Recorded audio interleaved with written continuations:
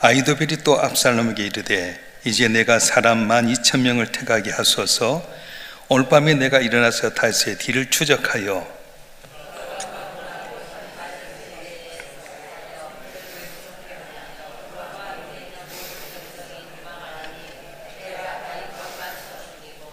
모든 백성이 당신께 돌아오게 하리니 모든 사람이 돌아오기는 왕이 찾는 이 사람에 달렸습니다. 그리하면 모든 백성이 평안하리이다 하니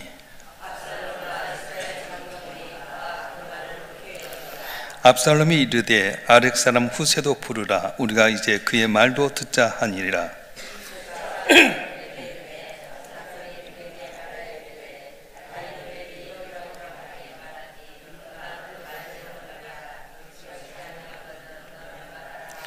후세가 압살롬에게 이르되 이번에는 아히도벨이 베푼 계략이 좋지 아니하니다 하고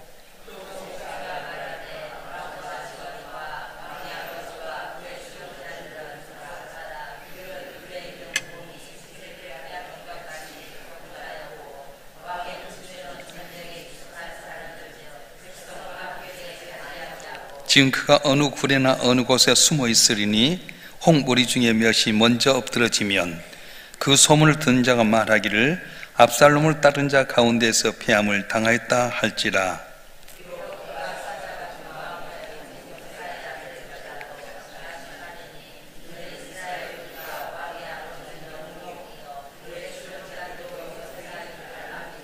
나는 이렇게 계략을 세웠나이다.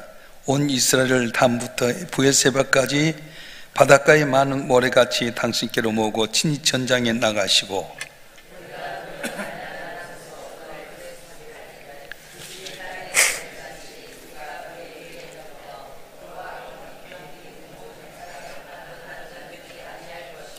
또 만일 그가 어느 성에 들었으면 온 이스라엘이 밧줄을 가져다가 그 성을 강으로 끌어들여서 곳에 작은 돌 하나도 보이지 아니하게 할 것이니라 하매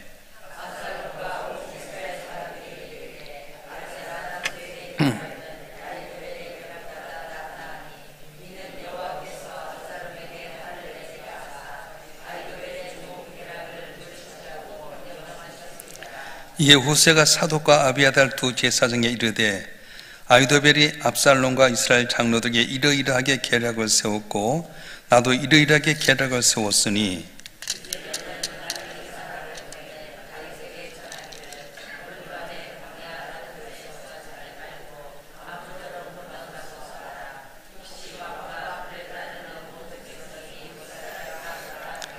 그때 요나단과 아히마아스가 사람이 볼까 두려워하여 감히 성에 들어가지 못하고 엔로겔가에 머물고 어떤 여종은 그들에게 나와서 말하고 그들은 가서 다윗 왕에게 알리더니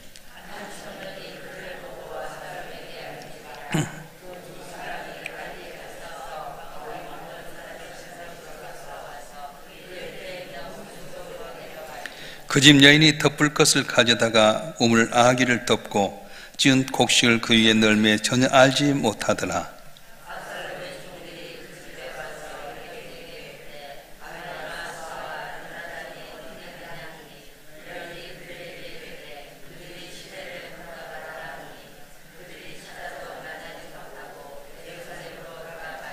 그들이 돌아간 후에 두 사람이 우물가에서 올라와서 다윗에게 가서 다윗 왕에게 말하 이르되 당신들은 일어나 빨리 물을 건너가소서.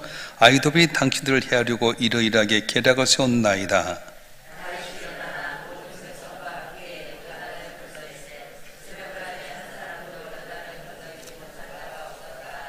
다 같이요. 아히도벨이 자기 계략이 시행되지 못함을 보고 나귀의 안장을 주고 일어나 고향으로 돌아가 자기 집에 이르러 집을 정리하고 스스로 못 메어 죽음에 그의 조상이 묘에 장사되니라. 아멘. 우리가 살다 보면 내 힘으로 해결하지 못한 어려운 문제가 있을 때 우리는 지혜가 많은 사람 찾아가서 상담을 한다거나 도움을 받을 때가 있습니다. 자, 그렇다면 많은 백성을 거는 지도자라든가 왕, 대통령 같은 사람은 하면 어떻겠습니까? 그래서 그들에는 아주 지혜가 있고 출중하다는 사람들 데리고 와서 그래서 자기의 정책을 정하고 또 어려운 문제를 해결할 때가 많이 있습니다. 어느 시대를 막론하고 이렇게 항상 지도자들 옆에는 좋은 사람들이 있게끔 되어 있어요. 그런데 이들이 어떻게 하냐에 따라서 달라집니다. 지금도 대통령이 정치한 것 보면 옆에서 누가 어떻게 하냐에 따라서 정책을 빨리 할 수도 있고, 대치를 잘함으로 말미암아 담을 넘을 수도 있고, 아니 그러지 못할 수도 있어요. 그래서 중요한 것은 그 옆에 어떤 사람이냐 참 중요하다고 하는 겁니다. 그래서 옆에서 지혜를 갖고 돕는 손길을 일컬어서 우리는 모사라 그렇게 이야기를 했어요. 그래서 지도자의 성공과 실패는 그 자신보다도 그 주변에 있는 참모들에 있어 달렸다 해도 과언이 아닐 수 없습니다. 그래서 인사가 만사다 그렇게 합니다. 지금 정권에 있어서 좋은 사람 불러주길 원하는데 맨날 검사만 부르다 보니까, 그래 검사가 똑똑하긴 하지만 그것만 하다 보니까 어렵지 않겠어요? 그래서 전체적인 면에서 제 인사를 골고루 써야 될 텐데, 그러지 못하면 본인은 똑똑할지 모르지만 어렵게 될 수 있다는 겁니다. 우리가 알다시피 지금 다윗왕이 압살롬에 의해서 쿠데타를 당해서 도망가게 될 때에 압살롬의 이 다윗왕의 두 명의 훌륭한 모사가 있었습니다. 아히도벨이라고 하는 사람이 있었고 후세라고 하는 사람이 있었는데, 이 아히도벨은 어떻게 보면 그가 말하는 것이 하나님 말한 것 같아 할 정도로 아주 지혜롭고 권세가 있었어요. 근데 이 사람이 다윗의 모사였는데 압살롬 편에 서게 됩니다. 그래서 쿠데타를 일으킬 때 다시 얼마나 놀랐는지 황급히 도망가게 되었어요. 근데 이 아히도벨이 청량을 어떻게 하냐? 당신의 아버지 후궁을 데려다가 모든 백성 앞에서 강간하십시오. 왜냐하면 왕의 후궁들을 다시 데리고 산 사람 왕과 같은 권세이기 때문에 그렇게 하십시오. 그렇게 하는 거예요. 윤리를, 그리고 세상적인 여러 가지 정말 도덕적인 것을 다 무너뜨린 계략을 나타내게 됩니다. 그리고 또 이스라엘 백성들이 그런 장면 속에서 같이 동조하게 되면 부자지간의 연을 끊기 때문에 다시는 당신을 따르는 사람들이 다윗에게 배반하지 못할 것입니다. 그렇게 창량을 세웠어요. 그런 가운데 이제 다윗 왕이 도망가고 이 압살롬이 이제 예루살렘 성에 들어갔는데 어떻게 해야 될 것인가 아히도벨이 묻게 됩니다. 그때 아히도벨이 말합니다. 당신의 왕이 지금 쫓겨가고 있는데 나한테 12,000명의 군사를 주면 내가 씩 쫓아가고 다윗만 죽이면 그 백성들의 마음이 다 우리에게 돌아올 겁니다. 그래서 다들 그렇게 동조합니다. 지금 곧장 쫓아갑시다. 그런데 압살롬이 이런 이야기를 하는 거예요. 후세라고 하는 사람이 있었는데 후세도 다윗 왕에게 친구가 됐고 모사였습니다. 그런데 아히도벨이 압살롬에 동조한 것에 반해서 이 후사라고 하는 사람은 다윗 왕의 편에 서서 내가 당신 따라가겠습니다. 아니다. 네가 나를 어렵게 하지 말아라. 네가 거짓으로 압살롬에 가서 거짓으로 네가 거기에 투항해라. 그리고 혹시라도 압살롬이 무슨 이야기를 하면 네가 거기서 계략을 나타내고 정보를 뺏어 주어라. 그래서 사독과 아비아달의 두 아들들 내가 다 놔둘 텐데 여종을 통해서 그들에게 알려주면 내가 그의 계략을 알고 이렇게 대치하리라. 그렇게 해서 이 후세라고 하는 사람이 압살롬의 편에 들어가게 된 거예요. 그래서 압살롬이 처음 왔을 때 네가 어찌해서 네 친구인 다윗 왕을 버리고 돌아왔느냐? 아버지가 왕이면 아들이 왕일 때 도와야 되지 않습니까? 하나님께 당신을 왕으로 세웠으니까 내가 당신 돕고자 왔습니다. 그러냐고 받아들였어요. 이런 가운데서 아히도벨이 지금 긴급하게 공격해야 된다고 할 때 후세에게 한번 물어보자. 그래서 후세는 이렇게 이야기합니다. 당신의 아버지 다윗과 다른 용사들이 얼마나 용명이 있습니까? 그는 아주 격분해가지고 만약 우리를 쫓아 보냈는데 당신의 아버지 다윗은 아마 벌판에 자지 않고 어느 동굴에 숨어 있을 겁니다. 그래서 공격을 했던 우리 군사들 가운데 몇이 다윗에게 죽임을 당하거나 패하게 된다면 그 사기가 충천해서 오히려 우리들이 곤란을 당할 수 있으니까 전력을 한번 모으십시다. 좀 다 모아서 단에서 부에서까지 온 이스라엘 백성을 모아가지고 그들 다 군대를 가서 싹 쓸어버려야 됩니다. 그런데요, 하나님께서 압살롬으로 하여금 후세의 모사를 택하게 만들어요. 이게 은혜라는 거예요. 사람이 계획하고 준비해도 그걸 인도하신 여호와 하나님이라고 했던 것처럼 아히도벨이 했던 말대로 그대로 했으면 다윗은 일어서지 못할 텐데 하나님은 다윗의 편에 서셔서 이 아이도벨의 책사를 이 모략을 찾는 것이 아니라 후세의 모략을 찾게끔 만들었습니다. 그런 가운데 후세 이야기를 이제 듣고 압살롬이 그렇게 하자 정비를 하는 가운데 얼른 계집종을 통해서 아비아달과 사독의 두 아들인 요나단과 이 아히마스에게 전해가지고 그들이 정령을 하게 됩니다. 근데 참 신기한 것은요, 이 두 사람이 요나단과 아히마스가 이제 갔는데 군사들이 봤어요. 그래서 잡으러 오는데 어떻게 합니까? 어느 집에 우물 안에 싹 들어가 있는데 거기 있는 여인이 뚜껑을 덮고 마른 곡식을 펼쳐놓다 보니까 없잖아요. 두 사람을 못 봤느냐? 조금 전에 시내를 건너가더이다. 찾다 못하다 보니까 결국은 돌아가게 되고 결국은 이 전략을 다윗에게 이야기하게 됩니다. 그래서 다윗이 빨리 이 강을 건너가지고 정비해서 다시 돌아서는 계기가 있었던 겁니다. 사랑하는 성도 여러분, 오늘 우리의 삶 가운데 중요한 것은 뭐냐 하면 내게 주신 어떤 지혜와 환경과 조건이 있을 때 어떻게 해야 되느냐. 아히멜렉처럼 자기 이기심 때문에 자기 주군을 배반하고 도덕적으로 윤리적인 면에서 참 하나님 앞에 신앙심에서 못할 일을 하게 되면 오늘은 좋은 것 같지만 나중에 망하게 된다는 거예요. 여러분들 주신 물질이나 건강이나 모든 조건인데 이걸 어디에 사용해야 됩니까?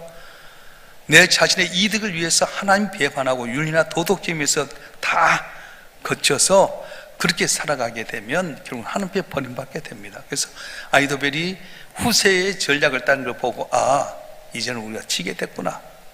지금 가서 다윗을 죽여야 이길 수 있는데 그렇지 못하게 됐구나. 그래서 보따리 싸갖고 자기 고향으로 가서 스스로 몸에다 죽고 말았어요. 오늘 우리에게 주신 것이 뭡니까? 오늘 우리 삶 가운데 중요한 건 지혜라고 하는 거예요. 다시 말하면 아히도벨이나 후세가 똑같은 지혜를 받았습니다. 그런데 그 지혜를 갖고 한 사람은 자기 이득을 위해서 살다가 버림받았고, 한 사람인 후세라는 사람은 그 지혜를 갖고 변치 않고 변함없이 자기의 주군인 다윗, 하나님이 세우신 귀한 종을 깨닫고 어려움이 있어도 배반치 아니었더니 존귀한 자가 되는 은혜가 있었던 것입니다. 사랑하는 성도 여러분, 오늘 우리 삶 가운데 중요한 건 뭐냐면 머리 좋고 똑똑한 사람을 통해 하나님께 이렇게 다 영광을 돌게 만들었는데 악한 마귀도 그렇습니다. 머리 좋고 똑똑한 사람 통해 하나님 나라를 파괴할 때가 많아. 이단이 바로 그렇습니다. 얼마나 성경을 잘 풀어나갑니까? 얼마나 과학적인 논리로 해석하는지 모릅니다. 문제는 예수 그리스도의 말씀대로 순종하고 사는 것이 아니라 예수를 부인하고 자기의 교주를 신격함으로 말미암아서 교회를 분리시키고 또한 교인들을 노랗게 가는데 문제가 있다고 하는 겁니다. 물론 하나님의 일꾼도 누구보다도 지혜로움을 가져야 됩니다. 그래서 예수님께서 제자하신 말씀이 내가 너희를 보냄이 양을 이리 가운데 보는 것 같다. 그럼 너희는 뱀같이 지혜롭게 그리고 비둘같이 순결하라, 그렇게 말씀하셨습니다. 우리 성도들 한 분 한 분도 언제나 우리를 이리 가운데 보는 것 같은 이 험한 세상 가운데 시행을 어떻게 하냐? 지혜로워야 되나? 순결하라고 말씀하셨어요. 우리가 살 수 있는 길이 무엇입니까? 세상에 여러 가지가 있을지라도 오직 십자가 바라보고 주님 의지하고 살아가면 주께서 나를 지키시고 도우신 귀한 은혜가 있어질 줄 믿습니다. 초대교회에서도 지도자를 뽑을 때에 가룟 유다를 대신해서 사도를 뽑을 때 어떻게 했냐? 성령이 충만한 사람만 아니라 거기에 조건이면 지혜가 충만한 사람을 더했어요. 성령이 충만하고 다 된 것 아니에요. 성령 충만해도 지혜를 얻어서 잘 분별하고 잘 살아가게 될 때에 우리 가운데 하나님의 은혜가 임하고 승리하는 역사가 일어날 줄로 믿습니다.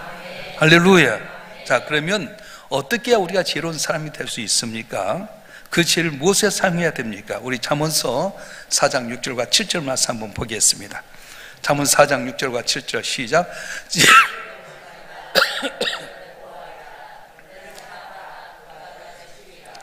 지혜가 지혜리니 지혜를 얻으라. 내가 얻은 모든 것을 가지고 명철을 얻을지니라. 아멘.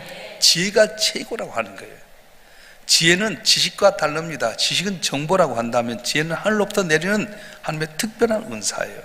그래서 우리가 하나님 경외함이 지혜의 근본이라 했더니 하나님을 잘 경외하고 성경 말씀을 주야로 묵상할 때에 이로부터 내리는 지혜가 있게 됩니다. 명철을 뭐냐? 알고자 하는 지식이에요. 그래서 성경을 많이 읽어야 돼요. 그래서 우리가 지혜를 얻기 위해서 솔로몬처럼 지혜를 구해야 됩니다. 솔로몬이 왕이 된 다음에 이제 1천 번지를 산당에 들 때 하나님 너무 감동해가지고 솔로몬아 내가 네게 뭐 줄고 넌 내게 구하라 할 때 부귀 영화 자기 온수멸한 것도 있었지만 그걸 구하지 않습니다. 우리 아버지의 큰 은혜를 주셔서 이렇게 나라를 주셨는데 나는 어린아이 같습니다. 이 백성을 잘 다스리는 지혜를 주시옵소서. 근데 하는 마음이 맞는 거예요. 그래 네가 온수멸할 수도 있고 금은보와 부귀를 구할 수도 있는데 네가 지혜를 구해서 내게 마음이 맞다. 내가 네 지혜를 주어서 전무후무한 왕이 되게 할게. 네가 구하지 않은 것도 내가 주리라 해서 영광을 얻었어. 우리가 항상 하나님께 지혜를 얻어야 돼. 반드시 우리가 하나님께 기도하고 지혜를 얻어야 돼. 그래서 다윗이 이제 압살롬에 쫓겨가게 될 때 아히도벨이 압살롬을 폈다는 사실을 알고 긴급하게 거의 대처한 것이 하나님께 기도합니다. 하나님, 아히도벨의 모략이 허사가 되게 해주시옵소서. 어떤 위기가 있을 때 선택의 기회 있을 때 우리 하나님께 기도해야 돼요. 자기 뜻 갖고 되는 것이 아니라 지혜를 얻도록 기도해야 돼요. 하나님, 아히도벨이 모략이 허사가 되게 해주시옵소서. 얼마나 급한데도 불구하고 이걸 딱 대적할 수 있는 그런 것도 있을 텐데 그게 중요하지 않아. 하나님께 기도해서. 자, 여러분 한 번 하면 솔로몬처럼 지혜를 구할 때 하나님께 은혜를 줄 줄 믿습니다. 그리고 우리는 항상 진정한 모사이신 예수의 말씀에 귀를 기울여야 돼요. 하나님 어떻게 하시기를 원하십니까? 주의 말씀에 귀를 기울이고 지혜의 영신 성령의 충만함을 받아야 돼요. 성령이 깨닫게 해주신 거예요.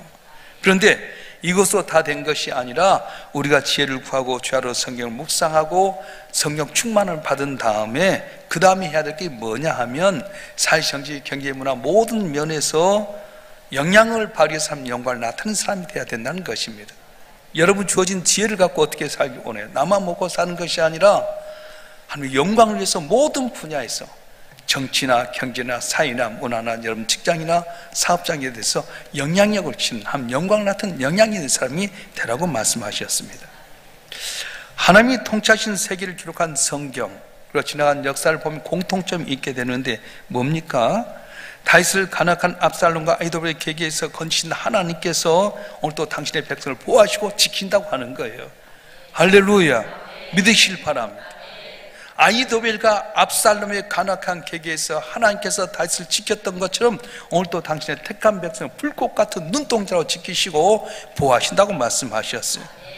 위기 가운데 기도하면 들으신 하나님이라고 하는 거예요. 그래서 너는 내게 부르짖으라 내가 내게 응답하겠고 네가 알지 못한 그 은밀한 걸 내게 약속하셨고요, 환난 날에 내게 부르라 내가 너를 건지리니 네가 날 용화롭게 하리라 말씀하셨어요.